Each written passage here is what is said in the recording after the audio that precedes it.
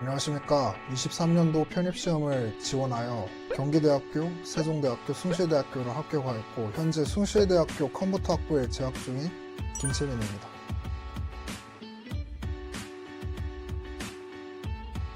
저의 편입 지원 전형은 일반 학사, 특성화 전형을 고루 섞어서 지원했습니다.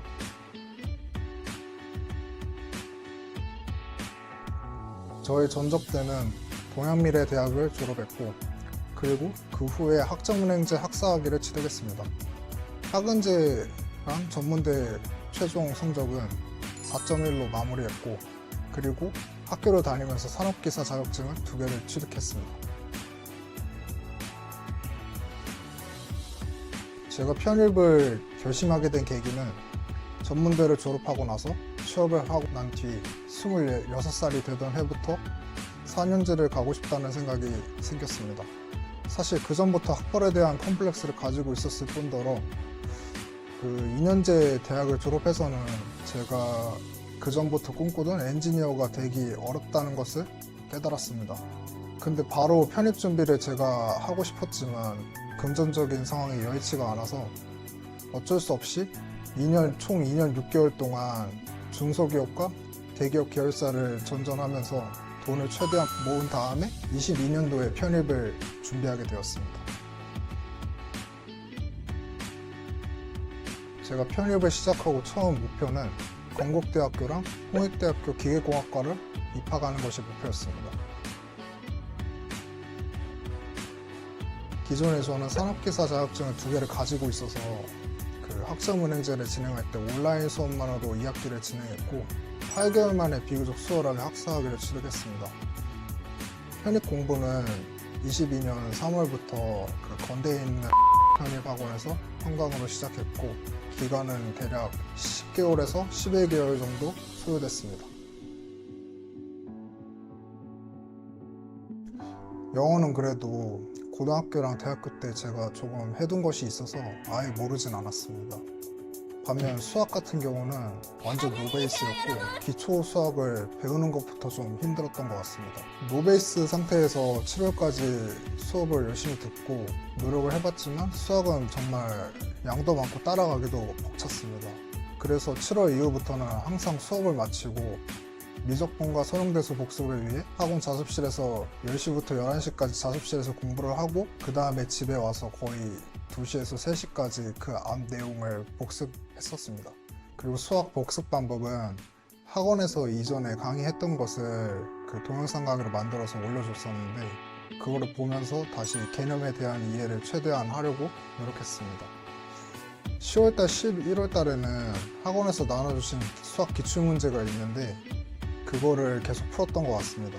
처음에는 한 개도 풀기 힘들었었는데 그 계속 풀어보고 리뷰를 진행하니까 점점 더 늘어서 하루에 한 2개에서 3개 이상 기출문제를 풀고 했던 것 같습니다. 그렇게 해서 거의 준비기간 막바지에는 수학 성적이 많이 올랐던 것 같습니다. 영어는 하루 할당량을 채우는 것을 목표로 했던 것 같습니다. 하루 어휘 200개는 무조건 보려고 노력을 했고 논리는 최소 10문제를 풀었고 독해는 3지문, 문법은 최소 그 10문제 이상을 풀고 분석한 다음에 모르는 단어를 정리한 다음에 다시 외웠던 것 같습니다. 영어 공부는 정말 꾸준히 하는 게 제 생각에는 답인 것 같습니다. 성적이 수학에 비해서 막 그렇게 상승폭이 높은 것은 아니지만 그래도 꾸준히 했을 때 성과를 낼 수 있는 과목이라고 생각합니다. 마지막으로 영어 기출 분석은 그 문법 같은 경우는 자주 나오는 유형이 조금 정해져 있었습니다. 그래서 그 유형을 위주로 공부를 했고 그리고 독해와 논리는 틀린 지문을 한 번 더 읽어보고 이해가 안 되면 선생님께 찾아가서 한 번 더 질문하고 그 모르는 단어를 다시 외우고 내용 해석을 다시 했었습니다.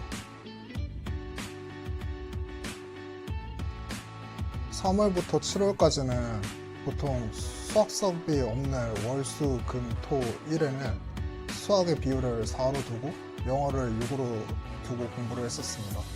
그리고 수학 수업이 있는 날에는 반반 비율로 진행했던 것 같습니다. 그리고 7월달이 넘어가서는 이제 그 수학을 7로 하고 영어를 3 정도로 해서 공부를 했던 것 같습니다.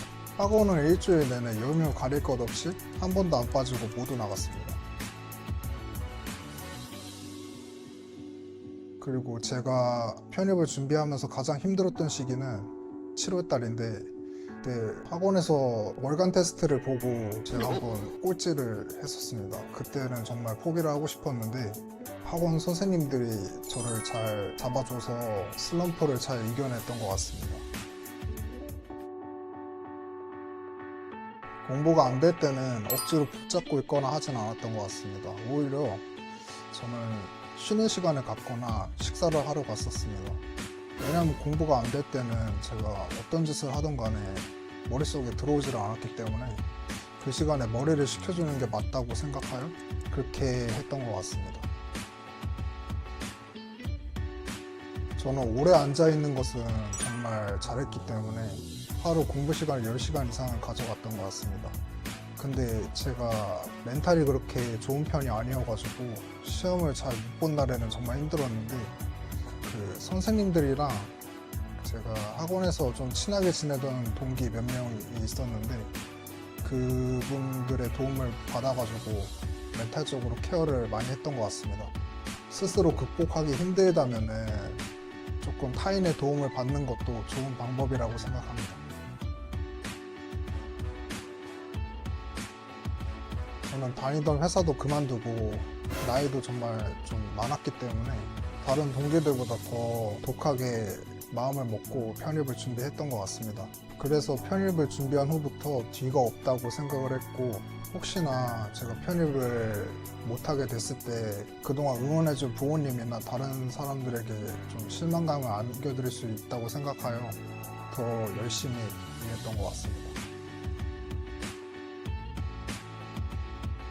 편입생은 기본적으로 1, 2학년 전공 수업을 듣지 않고 3학년으로 입학을 하기 때문에 거의 수업을 올 전공으로 4과목에서 많게는 6과목까지도 수강을 해야 됩니다.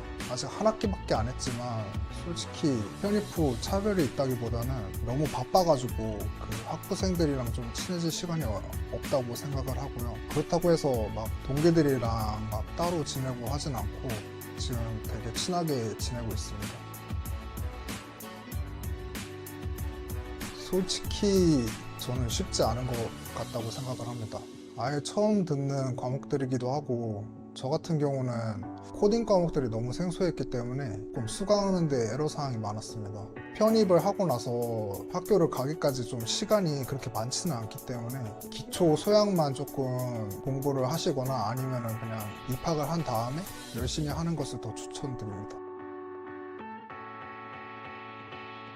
편입시험을 준비하는 수험생분들에게 저는 먼저 박수를 드리고 싶습니다. 자신의 인생을 바꾸기 위해 혹은 부족한 공부를 더 하기 위해 꿈을 위해 도전하는 모습이 저는 정말 멋있다고 생각합니다. 자신의 소중한 시간을 바쳐가면서까지 그렇게 도전한다는 것 자체가 저는 쉽지 않다고 생각하고 대단하고 값진 것이라고 생각합니다.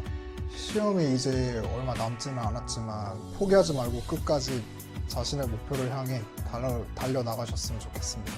파이팅입니다. 사실 첫 촬영이어가지고 정말 긴장도 많이 하고 제가 전하고 싶었던 말도 제대로 못했던 것 같은데 그래도 제가 편입시험을 준비하면서 저도 정말 힘들었거든요. 지금 준비하시는 수험생분들이 얼마나 힘든지도 잘 알고 고충도 잘 알고 있다고 생각하고 있거든요. 어떤 과목에 대해 노베이스여도 충분히 노력을 하면은 합격을 할 수 있다는 것을 좀 보여주고 싶어가지고 응원차 더 나오고 싶었던 것 같습니다.